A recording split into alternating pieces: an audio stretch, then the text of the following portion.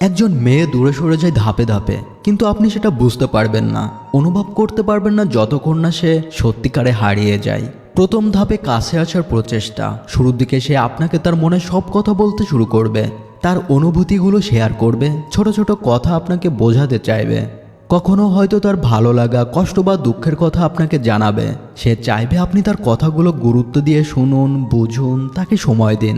কিন্তু আপনি হয়তো খুব একটা পাত্তা দেবেন না, ভাববেন এটা তো স্বাভাবিক, মেয়েরা এমনই হয়। আপনি হয়তো ব্যস্ত থাকবেন অথবা ভাববেন সে সব সময়ই তো আপনাকে বলে, আজ না শুনলে কি হয়েছে। কিন্তু আপনি বুঝতে পারবেন না এটাই প্রথম ধাপ, যেখানে সে আপনাকে জীবনের অংশ বানানোর চেষ্টা করেছিল। দ্বিতীয় ধাপে অভিমান ও আবেগের বিস্ফোরণ।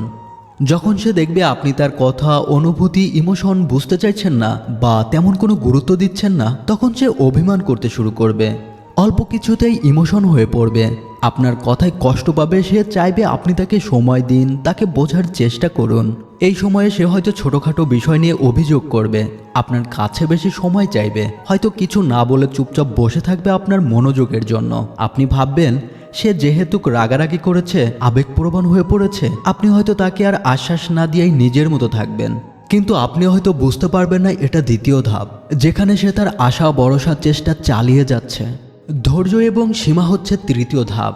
যখন তার অভিমানেও আপনার মন গলে না, তখন সে আর আগের মতো থাকবে না। এখন সে অল্পতেই বিরক্ত হয়ে যাবে, আপনাদের মধ্যে কথাবার্তা তর্ক হবে, ঝগড়া বাড়তে থাকবে। আপনাকে আর কিছুতে বোঝাতে চাইবে না, কারণ সে জানে বোঝানোর কোনো মানেই হয় না।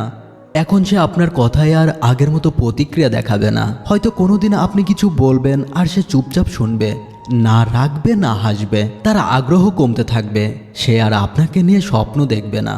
এটাই সবচেয়ে ভয়ানক সময়, কারণ এই চুপচাপ থাকা মানে সে আপনাকে ছেড়ে যাওয়ার জন্য নিজেকে প্রস্তুত করছে। নিঃশব্দ বিদায় হচ্ছে শেষ ধাপ।